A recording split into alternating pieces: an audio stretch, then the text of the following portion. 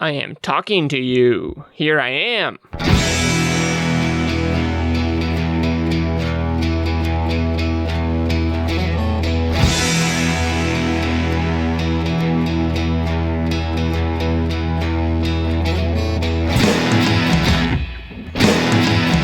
Hey everyone, welcome to Repeater. This is a special, COVID-19 edition of the podcast. Maybe we'll do a few of these. I am Evan. And I'm Pat. And we are in our separate apartments in Brooklyn and Queens, recording this remotely. Pat, how are you doing? I'm good. I was just going to say, I think this is the first time we've ever not been face-to-face for one of these. That is very true. Lacking a certain chemistry that we normally have when we can see each other's eyes. Yeah, so strap in for a boring, not heartfelt episode. No, just a different kind of chemistry, buddy. Oh, yeah, true. But yes, we are doing what everyone is doing, which is we are staying inside, staying in our residencies. In fact, Pat, I don't think I've seen you since this whole thing really broke out, since people have been working from home. Yeah, I don't remember the last time I saw you, to be honest. I also don't remember what day of the week it is, so it could have been last week that I saw you. It could have been 6 months ago. Who knows? Yes, in this time of every day is a week. Yeah, absolutely. But how have you been? I would say all things considered, pretty good. We are very lucky to be in the position we're in. Have a good apartment, jobs that allow us to work remote. And I think we've been very much reflecting on the privilege of being able to pretty easily transition from working in an office to working at home. So, all things considered, we're good. How about you guys? Yeah, same boat, basically, doing pretty well. Lucky enough to be able to work from home. And yeah, maybe listeners don't realize, but they're realizing it now. Pat and I are both saying we, because neither one of us is exactly self-isolating. We are merely social distancing with our partners. We are lucky to be able to live with another person and another person who does not hate us. Yeah. Yet, at least. I think that has made it a lot more bearable. Yeah. Well, yeah, and we have a cat, so that's been a helpful addition to the calming efforts that we've put in place. Yeah, that is great. I know that right now we wish we had a dog, but we do not have any pets because our landlord will not allow them. Yeah. Well, I did hear that New York is not running out. Maybe that's not the right word, but basically there's not enough dogs to foster now because a lot of them have been taken into foster homes, which is really exciting. Yeah, I heard the same thing. Very cool. People are picking up pets. It's interesting watching how coping happens in a scenario like this. And I'm curious what it's like across the country. I think in New York, it's a very unique situation and I'm sure it's similar in different big cities. But, people taking in dogs and cats is really great.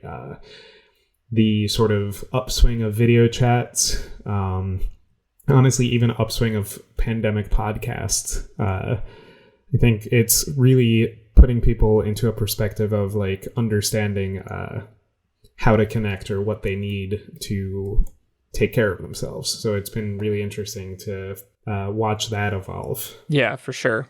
Yeah, people are doing all sorts of interesting things. It's cool. I almost wonder, hopefully we can get through this in good enough condition as a country. And I wonder if some of this stuff will stick a little bit, whether that is reaching out to groups of friends to have a chat with them once or twice a month or something, or even just kind of appreciating being home more. I am definitely in the category of New Yorker who spends a lot of time out, likes to be out, likes to do those things. I also enjoy being at home, but probably take my home life a little bit more for granted. And, now it's the whole thing. So really kind of settling into cooking at home and routine of keeping the place clean and making sure it's set up in a way that's really livable and workable and not just a place to fall asleep, which I think is a common New York apartment thing. Yeah, absolutely. So yeah, I'm excited to see if that kind of sticks around. I've also been, I've been listening to, I think, things differently as well. So this is a music show, so folks, we will talk about music at some point. But it's been interesting. Like my podcasts, I think, have dropped way off, and music has gone way up. Partially because I don't have that as much in between time with any commutes, you know? Yeah, no, it's the same for me.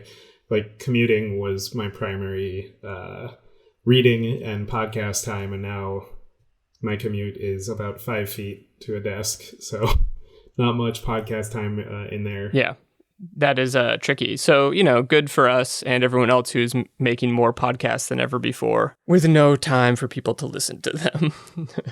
But I think it'll be a cool archive. Yeah, absolutely. And you said something I thought was interesting, is that you're listening to music differently. What did you mean by that? I just think I'm listening to more right now because I'm sitting at home, have more access to, you know, obviously I have like Spotify and that's available at my office and things like that. But with more time just sitting and less on the go bouncing around, I have more kind of extended periods of time to listen to things. I can also jump into my iTunes for anything that maybe Spotify doesn't have. And also I'm listening to my vinyl more because it's in the same room I work in now. And it's very easy to walk over there and throw on a record. Yeah, totally. I mean, I'm sure many people are experiencing this, but like sort of the rise of like the tag your friends Instagram story games. And somebody tagged me in a pull your seventh record challenge or whatever. And these are records that sit in the living room. I see them every day. And I pulled out the seventh record, and it was a Don Caballero record, who's like a late 90s, early 2000s math rock band. Completely forgot I had this record.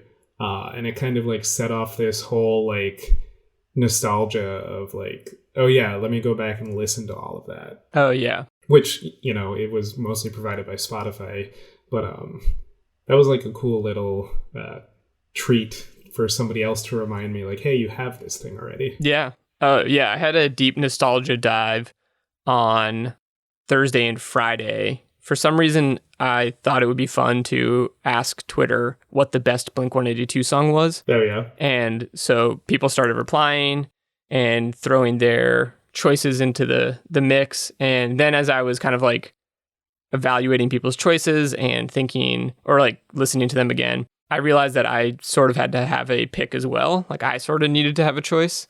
And since I asked the question, I figured I should probably go back and listen to a bunch of Blink-182 and determine what the best Blink-182 song is.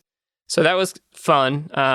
It was also interesting to like revisit a band that I have a complicated relationship with in terms of they really suck sometimes and other things are just like so etched into my teenage heart that it's impossible to get them out. Yeah. So it was kind of a cool little exploration to figure out the best Blink-182 song, which is Pathetic from Dude Ranch. Nice. But if anyone wants a full episode on that journey, I am happy to do it. Yes, let's get a mini series audio episodes of Evan's journey through Blink-182. It'd be funny to just do something where we break down like our favorite song by a band, an artist, side projects of said artist, or anything like that, one at a time. Yeah, that would be cool. Who knows? Now that we have time on our hands. Yeah, use all that time for commuting to go back and dive into the Finch catalog. Oh, hell yeah.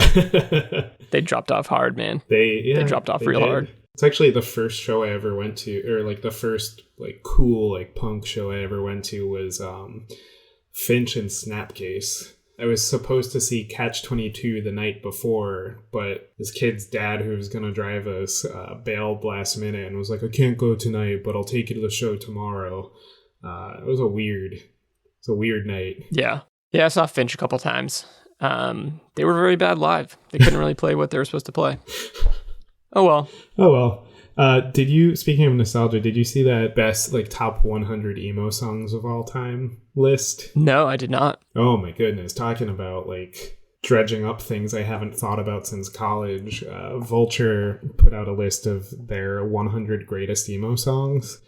And it's worth, like, the intro to that article is probably a half an hour read. It's very in-depth. It's quite long, but it is absolutely a really beautiful intro and description of, like, the evolution of what emo was or is, Mm-hmm. and sort of how it kind of became labeled as this, and I'm sure you remember this, but nobody ever wanted to be labeled emo. They're like, no, we're not an emo band, we're a rock Right. band. And then, it goes into these 100 different songs. Some of them I've heard, some of them I'd never heard before, or some of them were just names that you always heard referenced but never heard the songs. And it was really cool. It's like a wide variety of things, like, Rites of Spring are in there, who sound a little more hardcore. Surprise, surprise, American Football's in there. Mm-hmm. So it's like a really cool variety. It's definitely worth going into. And they also put together a Spotify playlist of all those songs too. Oh, that's cool as hell. I'll have to check that out. Yeah, it was fun. Yeah, speaking of best songs, another thing that I've been doing, and I've been doing this slowly, but now that I've had more time, I've been kind of catching up and I'm almost done doing this. So speaking of Spotify, best songs, I started doing this thing at the beginning of 2019, January 2019, where I got Spotify Premium for the first time. And I've been trying to buy into what the actual model of Spotify is, which is that they want you to listen to playlists, they want to suggest stuff to you, they want you to listen to the stuff they suggest, etc., etc. Mm-hmm. So one of those places where they do that is your Discover Weekly playlist.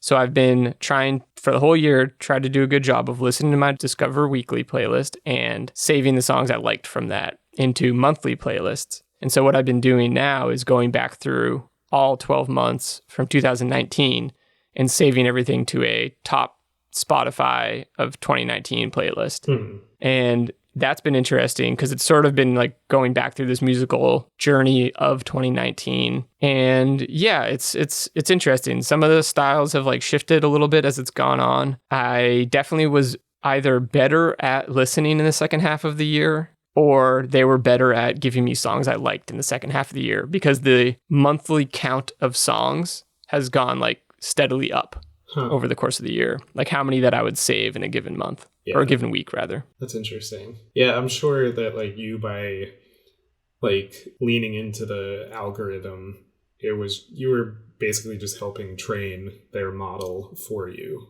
Like you were doing the work that they wanted you to do. Yeah, well, I think that's probably what most passive listeners are doing on there, which is probably most people. Yeah. And it's like, yeah, it seems like their algorithm gets a little bit better, but it's also... It's interesting because if you asked me what I listened to last year, I would have a hard time nailing it down. And I think that's also their goal. So I listened to a lot of great songs by a lot of great artists, but because I didn't listen to those artists that many times over and over again, Mm-hmm. it's hard for me to like tell you all their names, because I have a song here and a song there by maybe them, but then they go away and instead I get a song that sounds like them but is by a different artist. So it really kind of like spreads out the love and spreads out the listening. And aside from artists that I maybe already had heard of, or artists that ended up being put on multiple playlists over the year, it's not that I didn't discover anyone, but it's hard like off the top of my head to remember them, which is part of why I'm doing the playlists, so that maybe I can kind of get it down to one shorter playlist and I'll see like, oh, this artist was on here 3 times and I didn't even realize that. Yeah. Or, well, this artist is great, let me definitely get their album and make sure I listen to that a ton. Huh. Yeah, that's interesting. I usually have a hard time with the Discover Weekly because it does like a good job of like pulling in things that I like, that I enjoy. Like just scrolling through mine right now,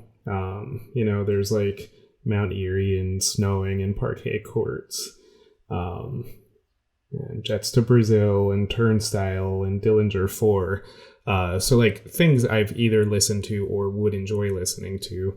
Where I kind of fall off is that sometimes like as an example, it'll play Julian Baker, so something that's really quiet, and not really, the playlist doesn't seem to sort itself in a way where the next song is equally as quiet, or like, is trying to slowly ramp up the playlist to the faster things, which maybe I'm they're asking not great too much. playlists. Yeah, that's what I mean. So that's where I have a hard time with them. Yeah, I get that for sure. One of the other things I think that is tough about it is it gives me a lot of stuff that I like, but not a lot of stuff I love. Yeah. Like it's very like, hey, you like this genre, right? Here's some bands in that genre, but it's not hitting that many home runs, Yeah, I think I get the same thing where it's like, you can tell that it's tangentially related or why they pulled it in. But I don't remember.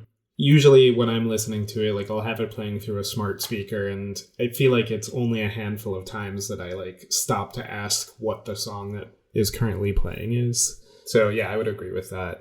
But I think like going off of how listening has changed, and I've always been a little bit like this, but I think I've been more active in trying to make sure that I'm purchasing from the artists that I'm enjoying. Mm-hmm. And part of that is like I have like my record shelf is basically full. So when it comes to band t-shirts, I have too many. Like that's just true and I know it. So trying to like turn to, well, how, can I buy from your Bandcamp? Can I buy your digital EP?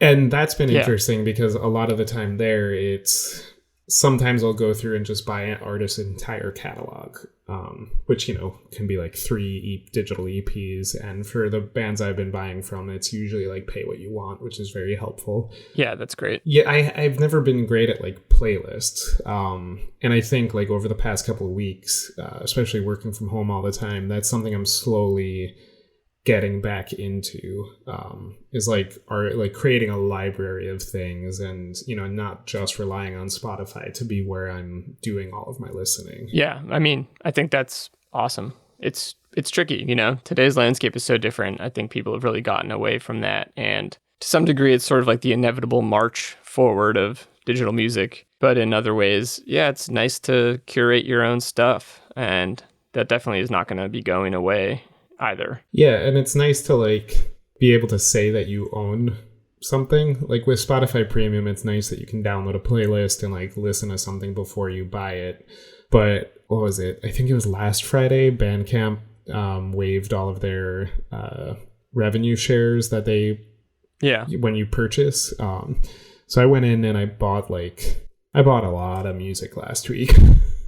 And nice. Like it's nice to have like the MP3s in a folder and like be able to put them on my phone and not have to rely on like a subscription service for those songs. Then it gets like the way that I think about things is like, well, am I like gypping the artist from streaming revenue that they would get, but they're not making that much off of streaming. No. In the $5 I spent, they probably made more than if I listened to that album for like a week straight. Yeah, almost definitely. Yeah. Yeah, I jumped on that Bandcamp sale too and got some stuff. It was really great. Really nice of them to do because, yeah, a lot of artists are obviously hurting right now because touring is such a big part of their revenue and they're not able to do that. So even if they can do it later in the year, maybe half their revenue, a third of their revenue is going to be gone for the year, especially with the summer coming up. So it's kind of an important time right now to see if we can support musicians and other, touring artists throughout this time. Yeah, and it was cool to see because like the Bandcamp website was not handling it well,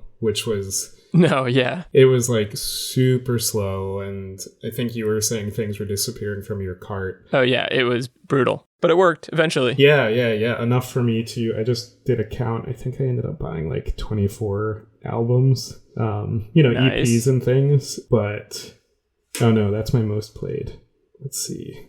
I think it ended up being that people spent something like $4.5 million that day, in one day. Yeah, it was huge. Really, I mean, like an amazing gesture, both on part of Bandcamp, but also on the part of all the people buying stuff that day. Yeah. I think I bought like 21. Oh, wow. Nice. Yeah. I bought all of Gouge Away stuff. I bought all of Spanish Love Song stuff.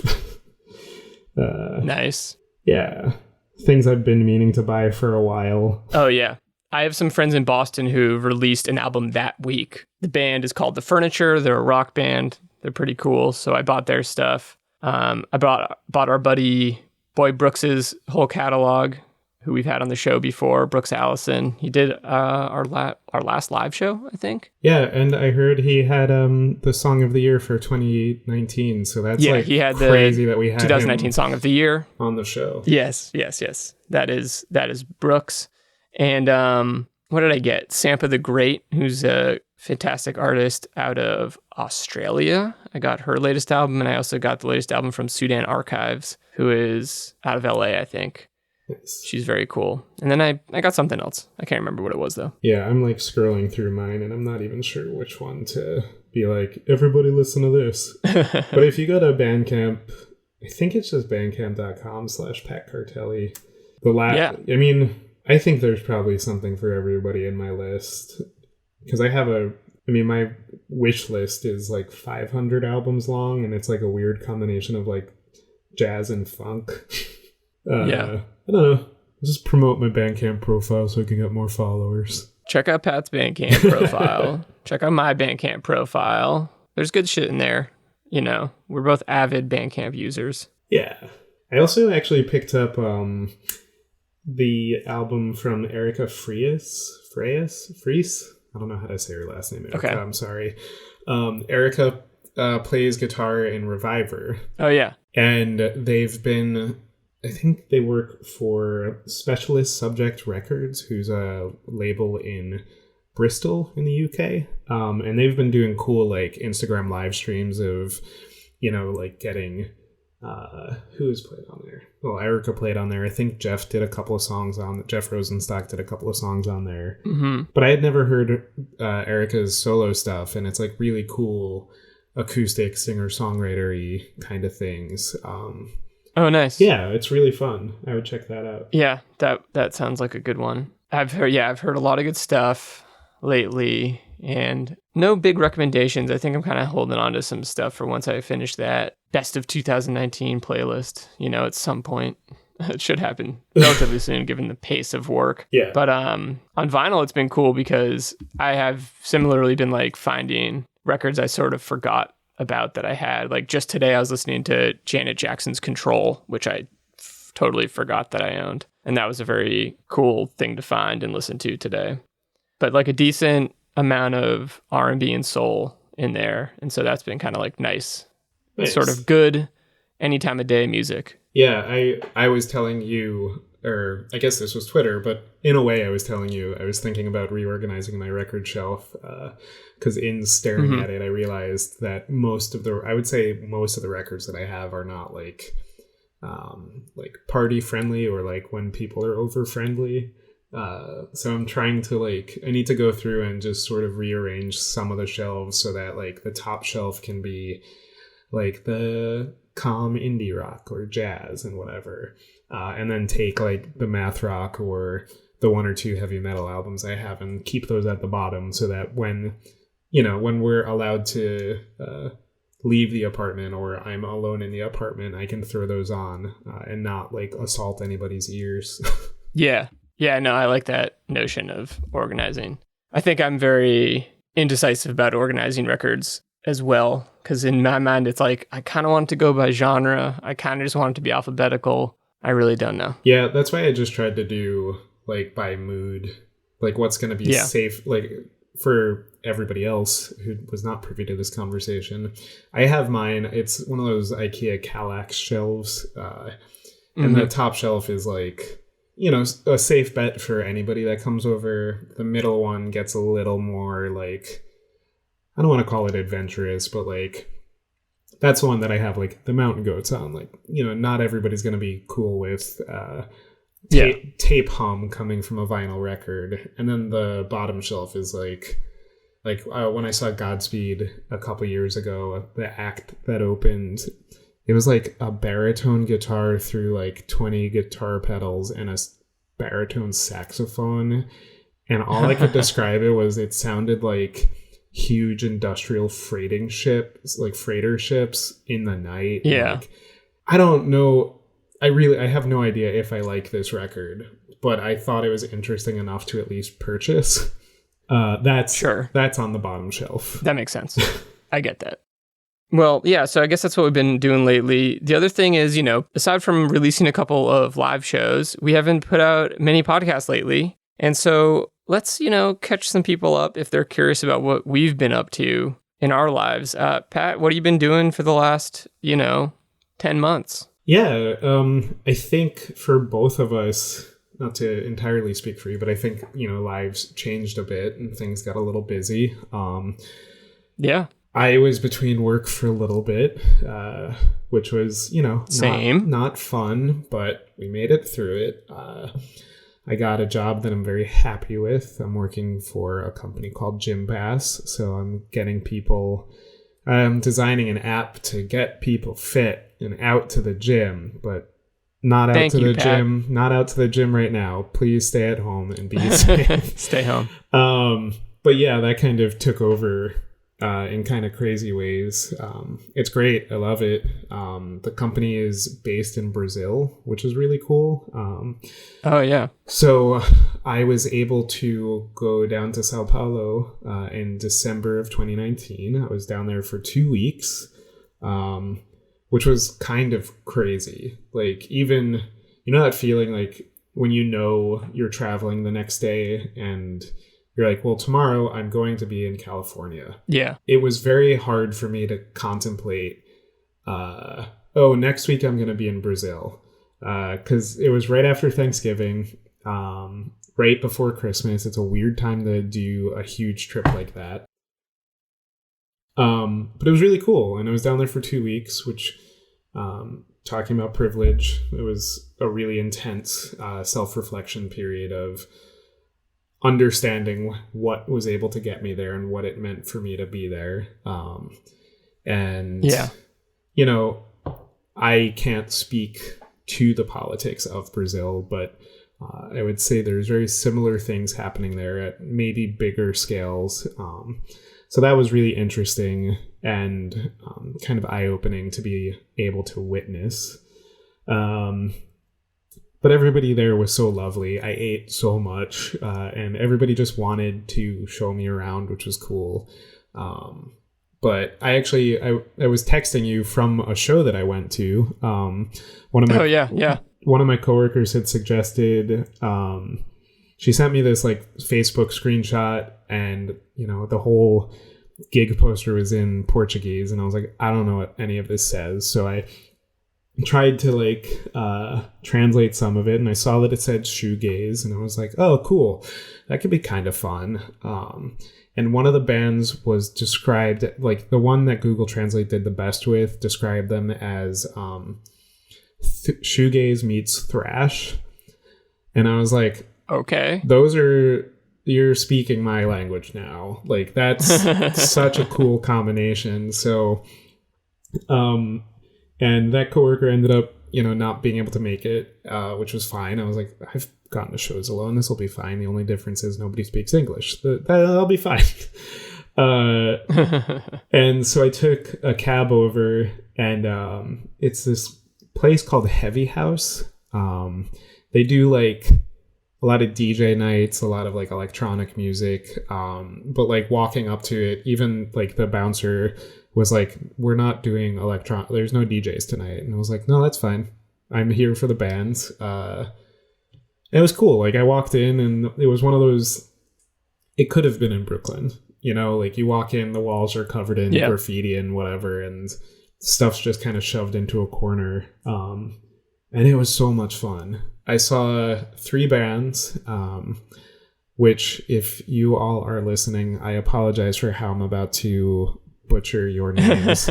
The first one was called Eliminadorzinho, which I think means Little Eliminator, which is I like that name. They were the ones that were described as like thrash shoegaze. They were a lot of fun. And then so they were more like rock and roll, kind of loud and like jumping around, and they were like a pit opened up. The second band was called Terra Plana, which that translates to Flat Earth. They were a lot of fun. Hell yeah, dude. That was, they were cool. It was like really kind of smoky, and like that was like really, really shoegazy and really moody, and that was cool. And then the last band was called Adora Vel Cliché, and they were cool. That was like more on the poppy spectrum for shoegaze, but it was cool to like be in a venue like 5,000 miles from home, and somebody in front of me turned around and asked me something, and I was like, I I don't speak Portuguese. I'm sorry. And he went, oh, no, that's cool. Where are you from? And I told him New York. And he was like, oh, cool. Well, you picked a good night to come here. And, very quickly made some friends and watched this show. It was great. Nice, man. It was like, yeah, it was like feeling like home being really far away. Right.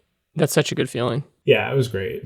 And then I bought all of their merch because I was like, I have to. I have to. You have to. That's a must. Yeah, it was cool. And, being in Brazil was great, but like that was definitely like the peak moment of being there. So hopefully, I don't know if you've seen this before, but for like on Against Me's Instagram posts, you'll see people going, when are you coming to Brazil? I've now become the jerk to these Brazilian bands going, when are you coming to New York? Hey, you got to be that jerk, that New York jerk. Yeah, well, I mean, honestly, if they are able to make it, we'll definitely let all you guys know. You should go out. Should go out to everybody we suggest you listen to, but we'll make an extra effort if you're from Brazil. Yeah, we will absolutely throw down. That's exciting. Yeah, it was cool. Yeah, as I chimed in towards the beginning of you chatting there, I similarly had some job upheaval last year, got a new gig working for a tutoring company. I also help out with some kids, and it's all in Greenpoint, Brooklyn, which is also where I moved last year. So Pat and I, for the first time, do not live both in Astoria, which I think I might have said something about that on one of the live shows, but we got a little bit of distance between us now, Pat. Yeah. We'll just take more time to process. What? What, you need more time? I think I'll be okay, but... Yeah, I think you'll be fine. But other than that, kind of same old, doing a lot of improv and sketch stuff, comedy stuff, which is my general time consumer. And earlier this year I got put on a sketch and an improv team at UCB in New York, and now there are no shows. Those theaters are closed.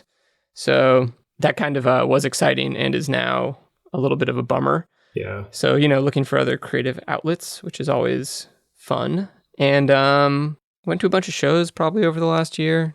Never as many as I want to go to. But the last show I went to with you, Pat. Yeah, that was the last time I saw you then. That was a lot of fun. Yeah, the last show we got to go together, which was awesome. I got to see our friends in Proper. Yeah, and that was your first time seeing them, right? That was my first time seeing them, and that was really a great show. It was really cool. Yeah, that was a lot of fun. And it was Tasha's birthday. Tasha plays bass in Proper. So it was cool to watch the crowd shout happy birthday at her pretty much every song. Yeah. And then the headliners were Iron Chic, which was so much fun. They're always so good. Yeah. They're just a powerhouse, punk band, and they kick ass. Yeah. And I'm sure you know this, but in case you don't, you know that Iron Chic is Reviver adjacent? Yes, I am aware. So yeah, I feel like you get the similar vibes that, Long Island power, I suppose. Yeah, for sure.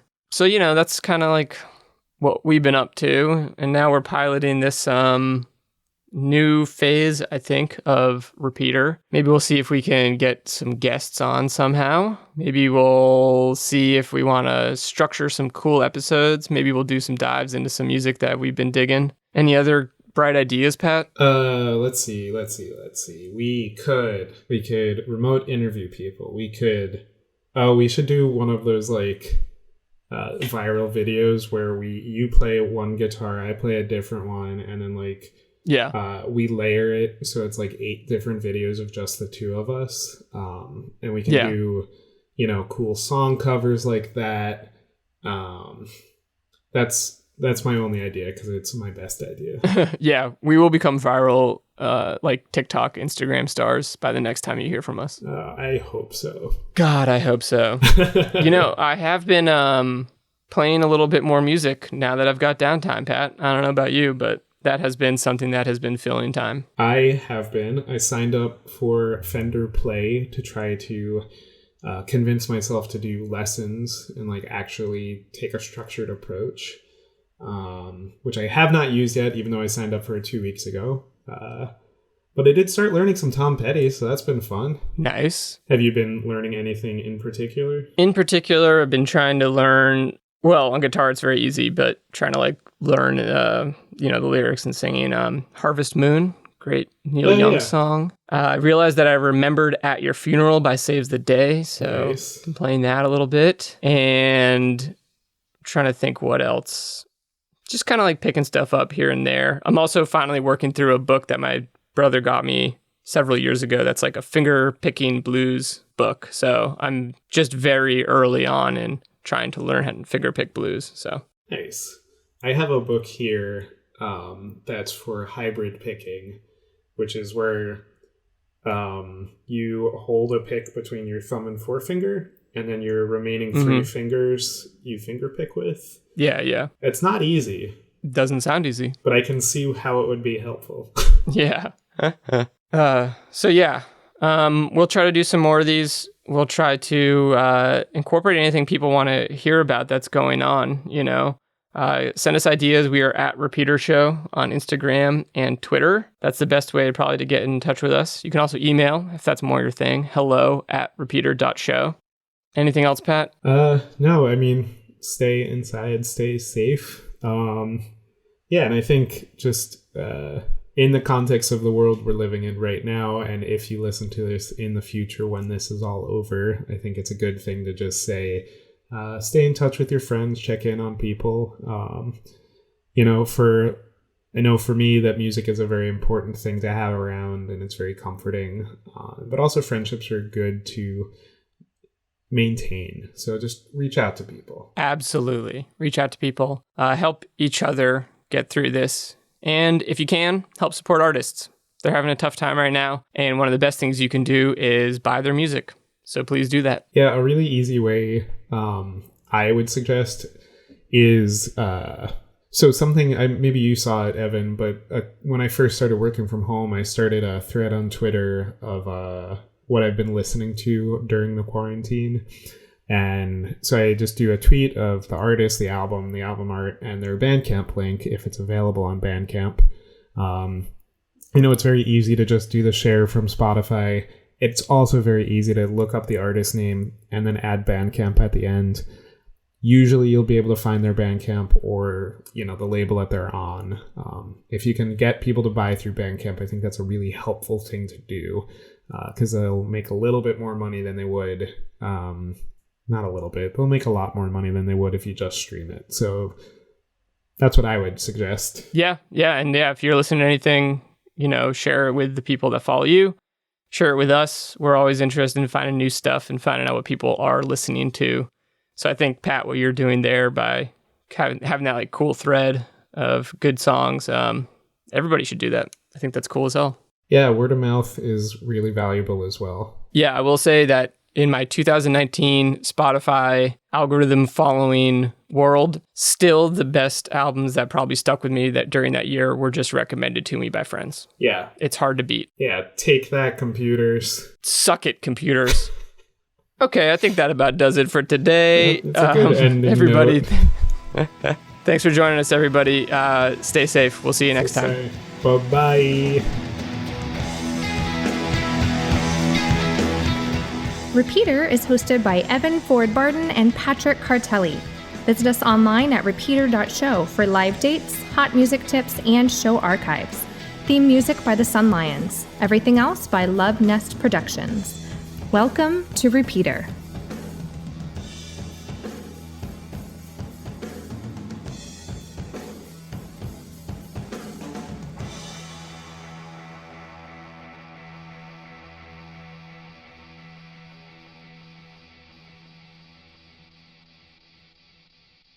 Great job, Pat.